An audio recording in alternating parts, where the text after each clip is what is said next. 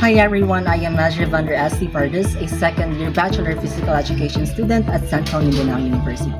In this video, we'll talk about the shift from content-based learning to outcome-based education and why it could be the key to better future-ready skills.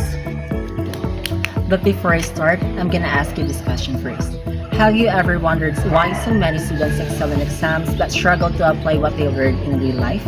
Or why do students ace their tests but often forget what they've learned by the next semester? Well, the shift from traditional content-based learning to outcome-based education might be just the answer. First, let's look at the differences between content-based learning and outcome-based education. In content-based, it is teacher-centered. The teacher leads the lesson and students passively receive information. In learner-centered, students actively participate and the teacher acts as a guide. The curriculum to content base is passed on from generation to generation.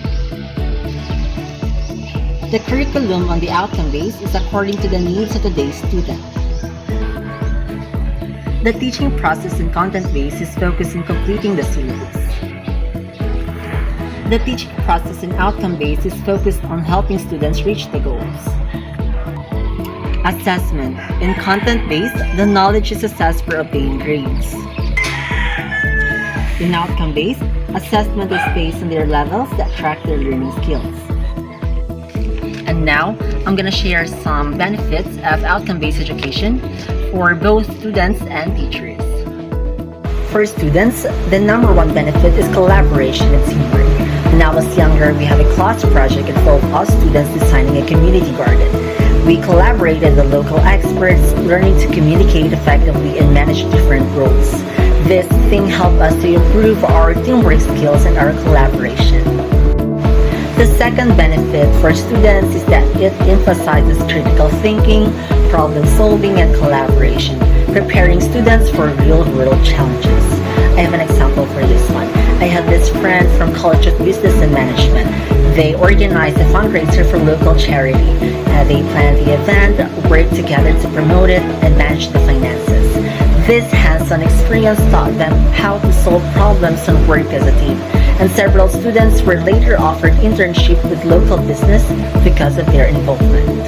The third benefit is that regular feedback helps students understand their strengths and areas for improvement, guiding their learning. An example for this one was that a teacher implemented regular check-ins in formative assessment, allowing students to reflect on their progress. This led to a noticeable increase in student self-awareness and engagement in their learning process. OBE had also a benefits for a teacher. The first benefit was that teachers can use diverse assessment methods, allowing them to evaluate students' understanding more holistically. An example for this one was that instead of relying solely on tests, a teacher began using portfolios and presentations to assess students, leading to a more comprehensive understanding of students' learning and strengths. The second benefit, it increased flexibility in teaching.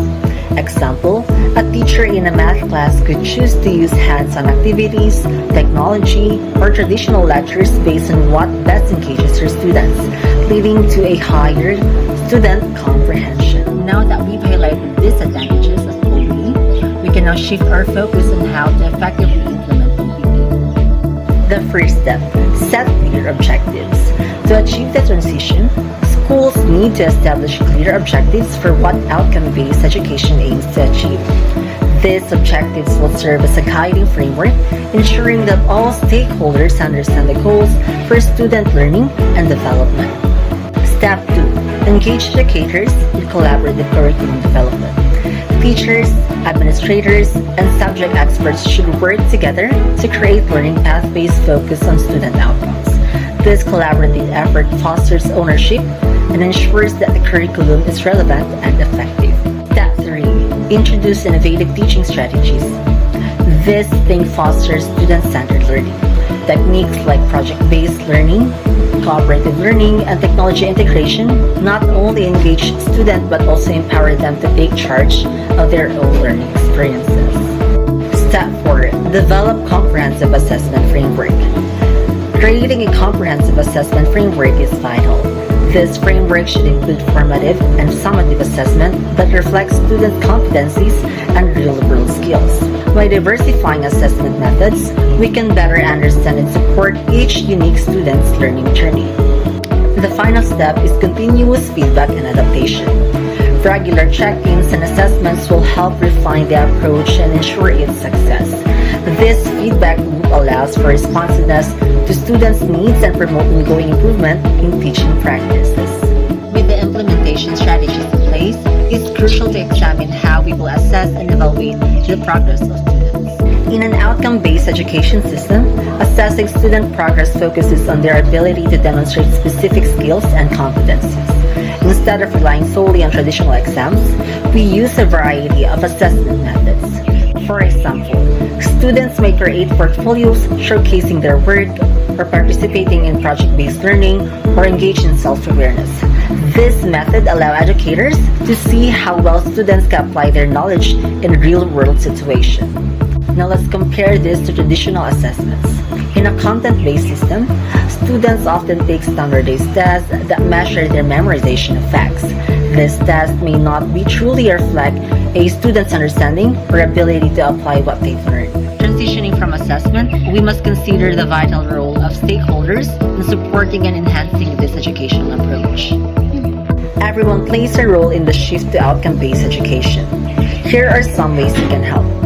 For students, get involved by voicing your ideas. Your experiences are valuable. For parents, attend school events and discussion about outcome-based education. Your input helps shape the transition.